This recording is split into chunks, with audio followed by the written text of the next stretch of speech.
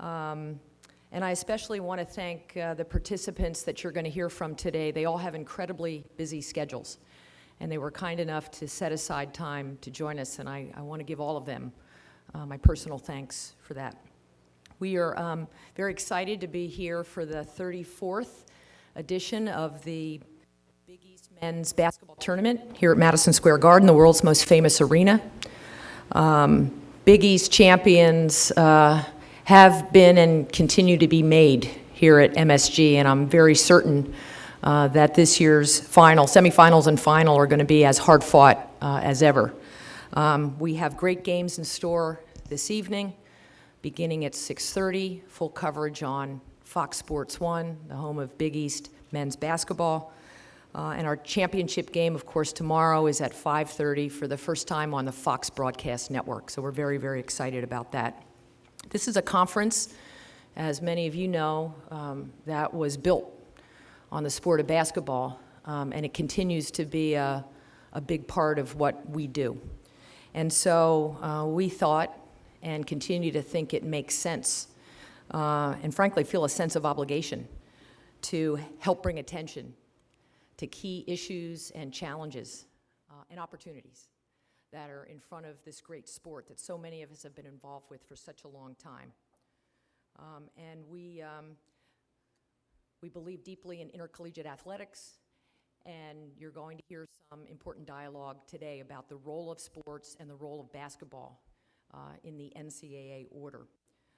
We have 3 panels today. They were constructed to bring attention to these issues.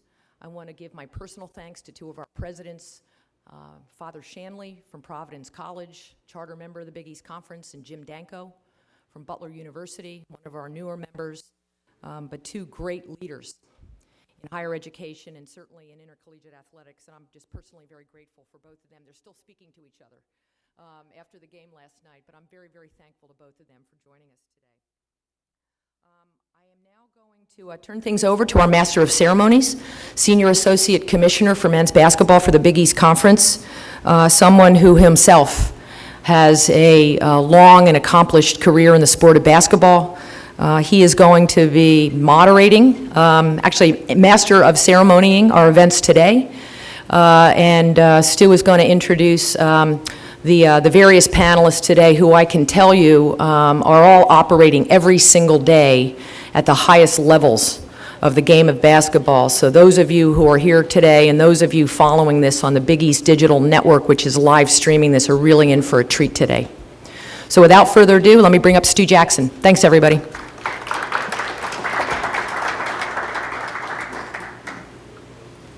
All right, thank you very much, Val, and welcome to all of you, our panelists, our guests, and all the media in attendance. And I'm going to jump right into it. At this time, I'd like to welcome our first panel to the stage, and that will be our President's Panel, which will be moderated by Brad Wolverton, a senior writer for the Chronicle of Higher Ed, covering college athletics now for more than a decade. We want to first welcome, as Val said, Jim Danko, the president of Butler University, and among his duties also a member of the NCAA Division I Presidential Advisory Group. And joining President Danko is Father Brian Shanley, the president of Providence College and a member of the Providence College Board of Trustees and Corporations, and also the former chair of the board's Strategic Planning Committee. Both President Danko and Father Shanley are on the Big East Executive Committee as well. So now I'll turn it over to Brad Wolverton. Thanks very much. Happy to be here today. Can everyone hear me?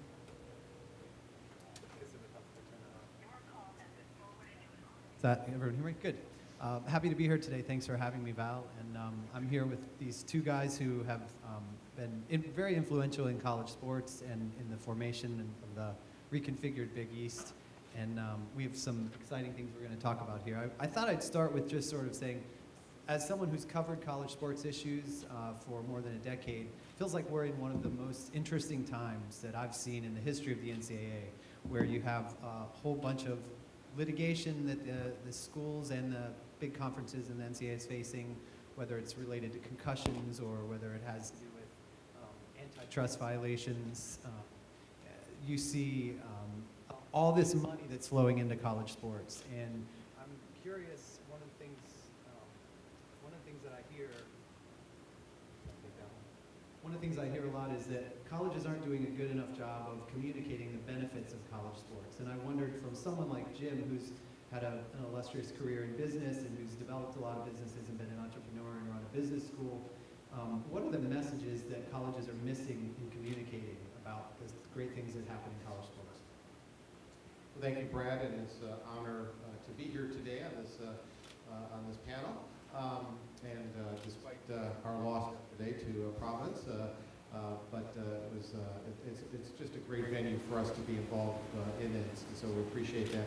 To the question of the value of sports, it's a similar message that I have seen in other universities I've been at. Just as background, just prior to this, I was Dean of Business at Villanova, and I know we've got some Villanova friends out there today, and at Dartmouth, and at least for me personally, the types of institutions that I have really gravitated toward, and because I believe their education is so strong, are those that are kind of all in, mind, body, heart, and soul.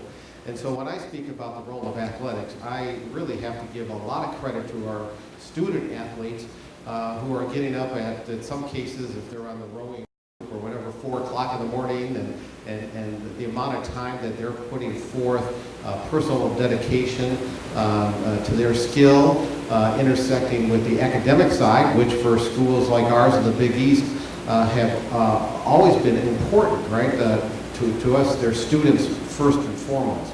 And we really work quite hard to ensure that they get a very strong education. So I think that intersection of the community engagement that you tend to find in campuses such as the Big East, you've got, again, a comprehensive, holistic education where they're kind of living, eating, breathing together, competing together, both on the court and off the court, so to speak. So to me, that is the great value of athletics in our world. No, I hear you. I think in terms of, when I thought about one of the keys seems to be that schools need to be focusing on what they're doing for students, and they seem to be doing a lot more of that. Father Stanley, how do you think colleges like yours can continue to support broad-based programs? Val mentioned, we sort of, this is a conference that's built largely around basketball, with the football dollars that most schools are attracting. How do you see the schools in this conference continuing to support these broad-based programs? Yeah, thank you. I think most people, their idea of what goes on in college athletics is a little bit skewed because of the Power 5 conferences and the amount of football revenue that comes into that. The truth is that most college campuses, I think probably 90%, don't turn a profit on college athletics. And so the question that we're forced to ask is, what's the value added to the college, to an enterprise that essentially we have to subsidize? And that goes back to the question that I think Jim answered, that the primary investment value has to be the character of the student athletes. If they weren't directly benefiting from participating in sports, and that's from swimming to basketball and everything in between, if there weren't character building lessons, life lessons, lessons that's going to help them the rest of their life be the human being that they're called to be, then we couldn't justify it. So just as we spend money on a cappella singing groups and theater and all the things that we do, we spend it on athletics with the hope that our student athletes will be transformed by that experience. But it becomes increasingly difficult to do that in the face of more and more of an arms race in college athletics. And without that football revenue, a lot of schools are really struggling. We're lucky and blessed that we have the basketball niche that we have, because otherwise, without that revenue, it would put pressure on every other sport that we have at Providence College, and I dare say the same is true of Butler. I'd like to stay on that idea of how do you plan to make the basketball-centric model viable in a football world? I know that basketball supports you and supports the other programs, but when all these other programs, the Big Ten, you're starting to see schools, because of their television agreements or networks, just take off in terms of how much more millions of dollars each of those institutions gets, $20, $30 million a year, when yours aren't getting that. How do you plan to stay viable? Well, I'll take a little bit of a little bit of a stab at that. This is why this tournament and this month is so critical for us, because we don't have the year-round attention that football has. And basketball market, the skies clear beautifully in March. The Masters is next month. There's no pro sports. For this month and the beginning of next, America's sports interests are going to be on basketball. And so we really have to leverage this tournament, the NCAA tournament, and try to make that mark that is really hard for us to get that kind of media attention for the rest of the year. So that's why it's critical that this tournament be successful and that our teams do well in the NCAA tournament. I don't know, Jim has a better business mind than I do, but that's the only thing I can think of. Well, you know, it's interesting. We're always trying to kind of project into the future based on current reality, right? And so the discussion is certainly, I mean, the current evidence, right? The amount of money going into athletics, especially when you look at Big Five football programs, is enormous. Is that going to continue? You know, or has that peaked in some way? Is there going to be some shift in the way, you know, over the next 10 years people are viewing live sports? Is it necessarily going to be on the Fox Sports and the ESPN? So how that plays out, you know, again, we have to make some, you know, decisions now based on uncertain information in the future. Again, that's always what you're doing, whether you're in business or running a university and so forth. But in some way, we are in a fairly good position. You know, Father Shanley was right that we're like Providence in that we've got a nice revenue stream coming from the basketball program that subsidizes the rest, and then we subsidize the difference because we don't have greater revenues than we do expenses at the end of the day. So I think we're in a nice place right now to react appropriately as we move into a rather uncertain future with respect to revenue. I spend more time thinking about revenue from tuition and how that's going to play out in a complicated, unpredictable future academic model, right? So that there's as much pressure on us to think that way. But we do have, again, picking up on the point Father Shanley made, we are very fortunate because I think we've got a real nice niche of the schools that we have in the Big East that have a comparable model, but also have a comparable set of values in terms of what we want to get out of this.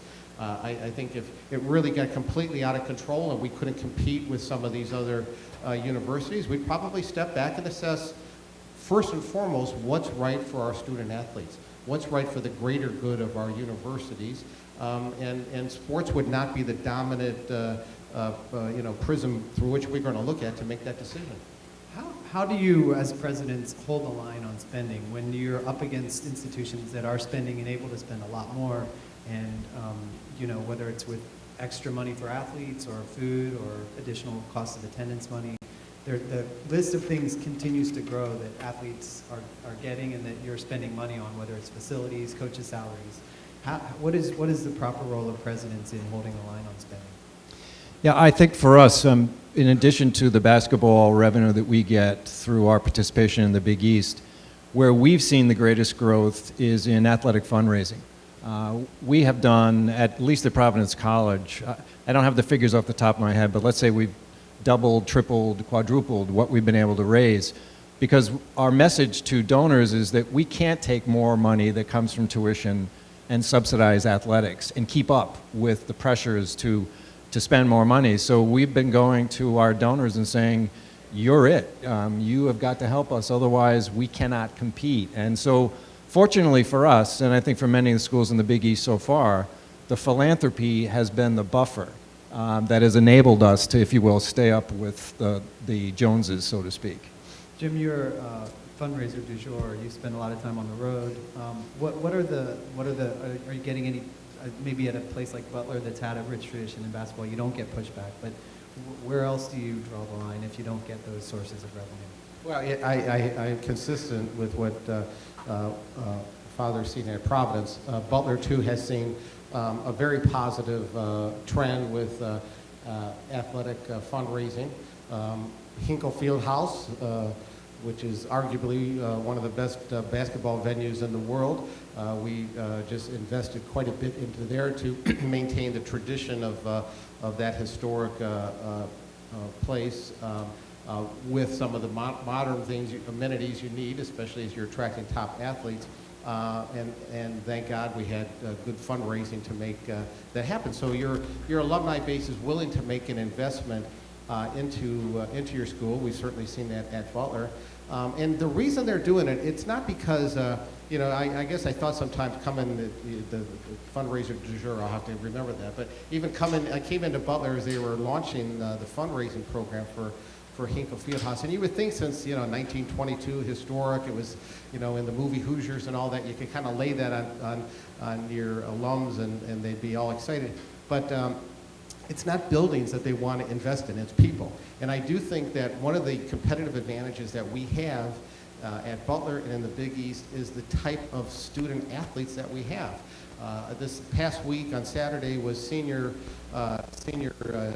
game, and at the end, you know, our seniors graduating, you know, Kellen Dunham and Rosie, they just spoke from the heart, and they spoke about a teammate of theirs, Andrew Smith, who passed away a few months ago, unfortunately, and it was that spirit that they talked about. And I tell you, I don't think there was a dry eye in Hinkle Fieldhouse. That's what they're given to. They're given to that approach that we have. They're given to what's happening with these students, and you know, you kind of have to count on that for the fundraising at the end of the day too. So. There's been a lot of talk about conferences increasing the size of their memberships, whether it's the Big 12 or sometimes Val has to comment on this as well. Jim, Butler's moved around as much as anybody probably in the past few years. I think twice since 2012. Tell us about the presidential thinking that goes into that kind of movement.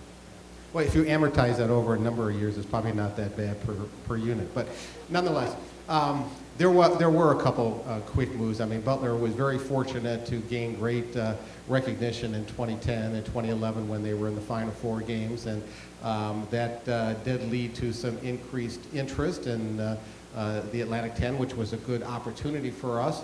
And you know, there was some noise in the background about the Big East, but that was still very uncertain. Those of you that followed that story know that you know, the issues between the football and the basketball program were well discussed, but complicated given contracts. I had some friends in the Big East, so I stayed close to that story. You know, if I was to have kind of predicted, you know, my first year or two, whether or not it would be a likely scenario as it has played out where we could join the Big East, we would have held on that move. But I think I would have put the odds at about 20% at that point. So with that in mind, we made the move to the Atlantic 10. We also disclosed to the Atlantic 10 that if the Big East were to make a move like this, that we would very much be there was a prenup agreement on that. So I always kind of felt that we approached that with a high degree of ethics. But given the opportunity to be with this great group of universities in the Big East and the approach that was going to be taken, and even the financial results was certainly something that we had to make the move. So, you know, we analyzed this, and we built up support of our alumni base, our trustees, our faculty, our staff, and our students. I mean, I certainly at the time talked to Brad Stevens and got their opinion on how it would go. We're also very fortunate. Barry Collier is a phenomenal athletic director, and you know, his experience was instrumental in terms of making the move. Father Stanley, you were instrumental in helping this redesign of the conference. What are some of the factors that you consider, not to name any names or even hint at the possibility that you might expand, but what are some of the factors that institutions consider when they think about expanding? Yeah, I think for us, when we split off from the football schools, we had the nice task of trying to figure out of many other eminent schools that had great storied traditions in basketball, who would be a good fit for us in the first iteration, if you will, of the Big East. And so that means there is another iteration? Well, I don't have a crystal ball, and God has not given me any divinations about the future, so I'm not really sure. But when we sat down with the things we looked at, obviously we wanted programs with really strong basketball traditions. We wanted schools that had strong sports programs across the board, not just one sport, but across the board. We looked at fan base, which are the schools that have really supportive fans. We looked at the demographics of the television markets that they were in. We looked at a lot of different things. We did a real 360, and when we came down to it, we chose 3 great new partners for us, Creighton, Butler, and drawing a blank. Xavier, excuse me. Maybe it's because they've beaten us twice. I have a mental block on Xavier. And it was actually fairly, I wouldn't say straightforward, but it was clear to us those were the 3 schools. Now, on a going forward basis, I think we would use much of those same criteria. What's a good fit for our conference? Who plays really good basketball? Who has strong sports programs? What do they bring to the media markets that we have? We'd involve Fox in any decisions that we make on a going forward basis. And we have not yet reached the point where we think there's somebody obviously out there that we want to get, or otherwise we'd be more than 10 schools right now. But I don't know what I'm supposed to say, Val. We haven't ruled it out. We're open, but we love 10 because our fans love the home and home. And that's been a big draw for us. So we're open-minded about what we're going to look like in the future, but right now we're very happy where we're at. So does it come down to dollars? Basically, the extra 2 need to bring in so much more that they kind of pay their way? No, I wouldn't say it comes down to dollars, although I wouldn't say the dollars are important. But it's not just about dollars, because one of the things that we saw in the old Big East is that the schools that had come together in the old Big East weren't really a cohesive group of schools. They didn't have all the same priorities. We weren't all on the same page. And it would be very important for us going forward that there be an institutional fit between whatever school we bring in and the 10 schools that currently comprise the league. So while I think revenue obviously is important, fit for me is equally as important. Jim, you're just down the street in Indianapolis from the NCAA, and you've been in discussions with Mark Emmert, and you're part of his leadership team with a bunch of different other college presidents. I wonder, as you look at the organization as it has restructured itself, what are some, speaking from your perspective as a business person, what are some of the limitations to what it has done, and what are some ways it could be more effective? Well, it really is complicated, having now been involved with the NCAA. I'm on the Presidential Forum, which is a consultative group of presidents to the board of directors. And there's been some changes in the governance structure of the NCAA. So I've got to see that up close and personal over the last 2 or 3 years. And I thought the transition, frankly, from being an entrepreneur, which is what I was, to the academic world really kind of opens your eyes on the differences in these industries, right? And it's certainly as obvious when you think about the NCAA, which is a group of a whole bunch of universities, all of which have this tradition, as I've learned over time in places, of shared governance, right? And so the difference I think sometimes the NCAA and our universities get assessed by traditional corporate beliefs, right? So that if you've made a decision and you know the right way to go, then just do it. But the reality is you're not going to get there if you move without having time for the consensus building, for the discussion.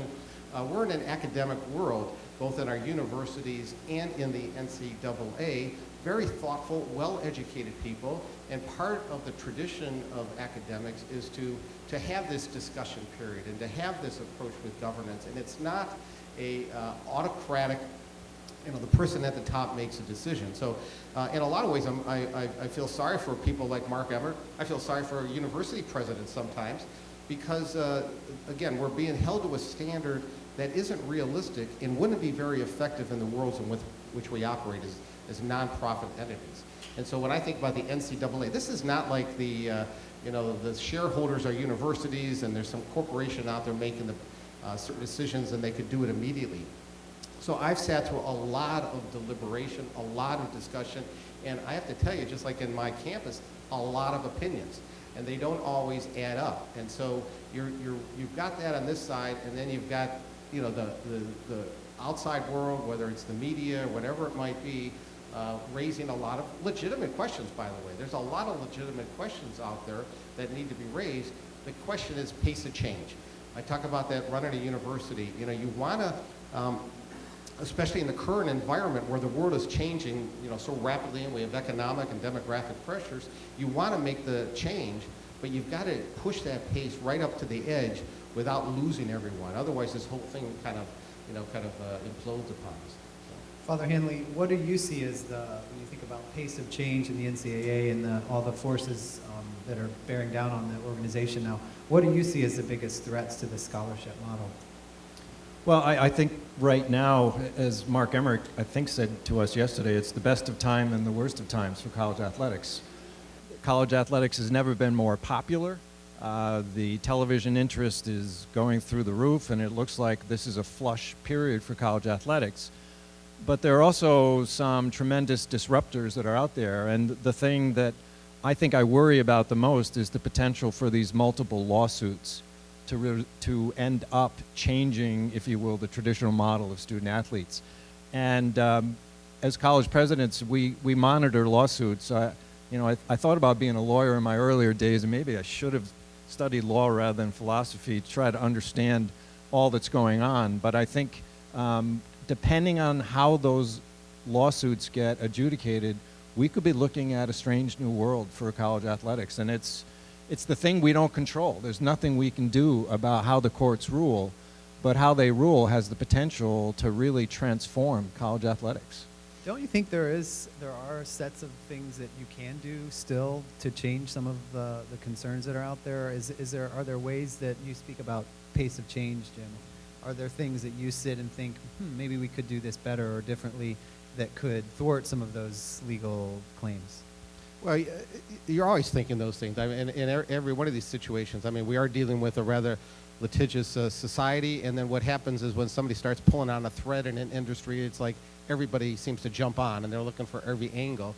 And there's legitimate, real concerns out there. So when we operate from a standpoint of we care about our student athletes, so issues of concussion and health and safety, that's first and foremost on our mind. So you know, set aside the legalities and even slower pace of change. You got to set that aside when it comes to those types of issues, right? And so you're always looking for the best way to make sure that we're thinking about the health and safety of our student athletes. But even those types of things, it's not let's snap a finger and okay, this is the answer, because you do get different opinions even across things like that, right? And so other things, whether I think most of us that sit in our positions, we understand a university and what we're trying to accomplish with educating students. We are not looking at our student athletes as employees, and those types of lawsuits are rather troublesome, because you don't know what some legal mind out there or judge or jury might decide, because they don't quite have the full appreciation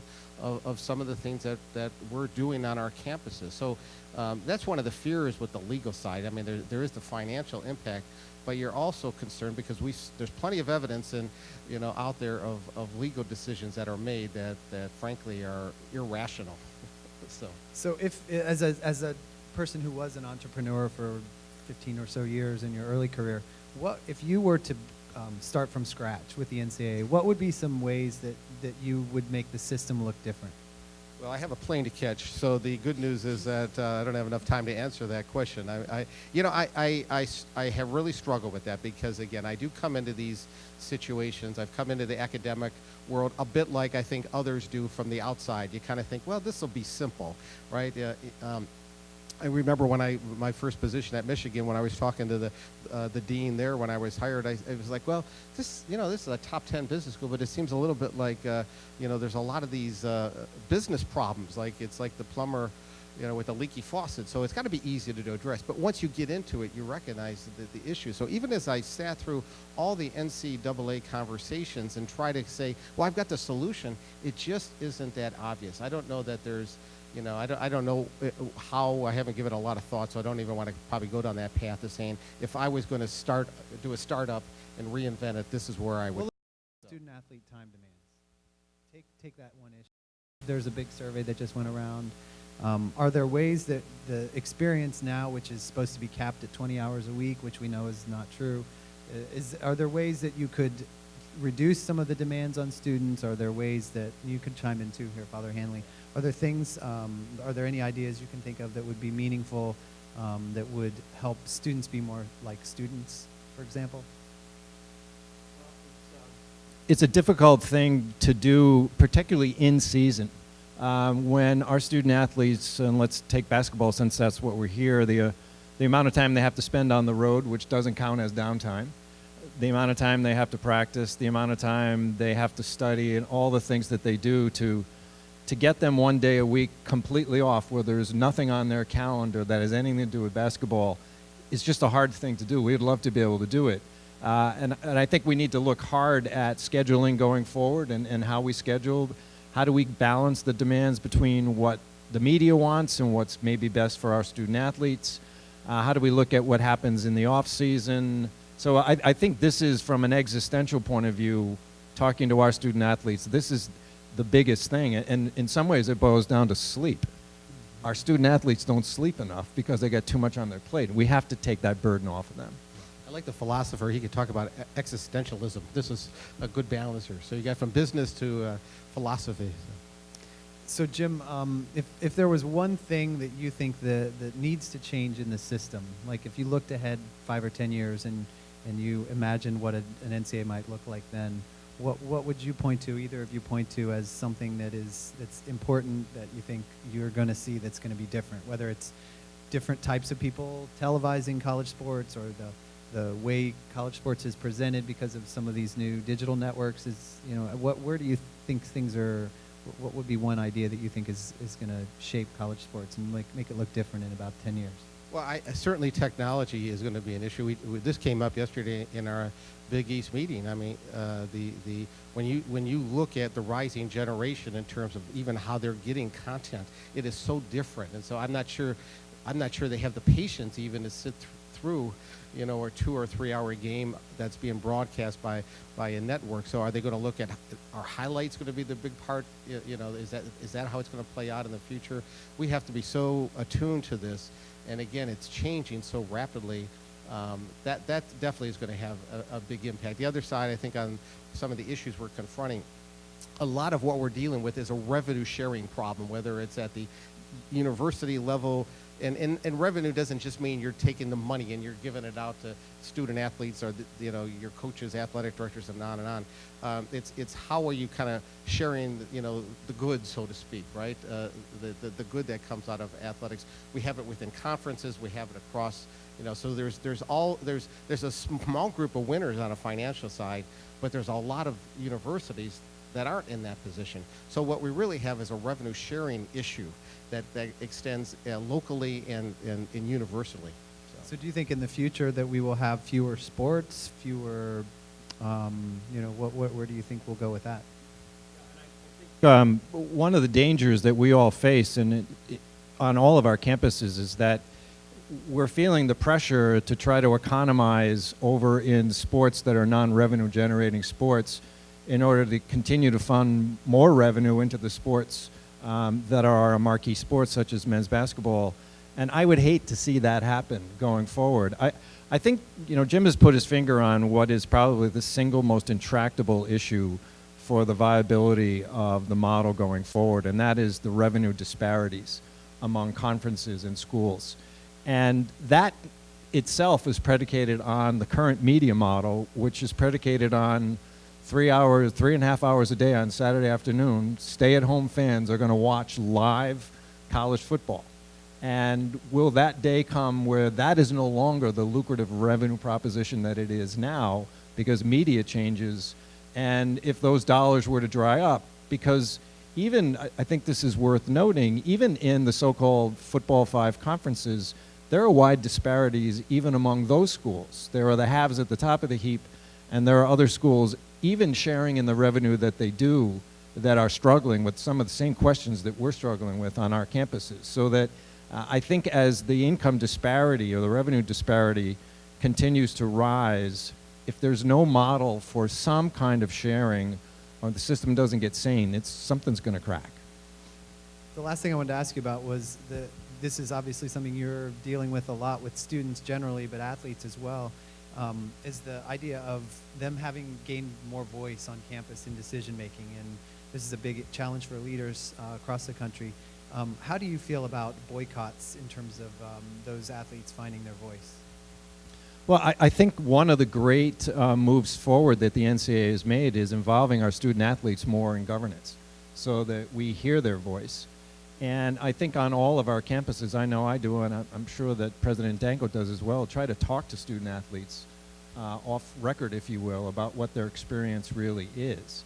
And they're going to do what they think they can and need to do to leverage their voice. The University of Missouri situation was unprecedented in my experience, and it will be interesting to see whether or not student athletes choose the threat of a boycott going forward.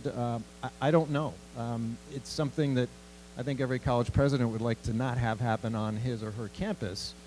And the way that you head that off is by making sure you create a climate of dialogue with your student athletes so that they feel like they don't need to resort to something as extreme as a boycott because they feel like they're being listened to before that.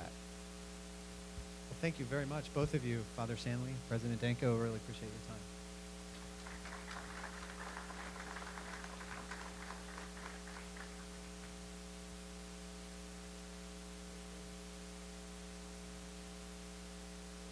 I'm not. All right, thank you to Father Shanley, President Danko, and Mr. Wolverton. Interesting discussion, and I know you have a flight to catch, so we will usher you out, but thank you very much. Excellent job.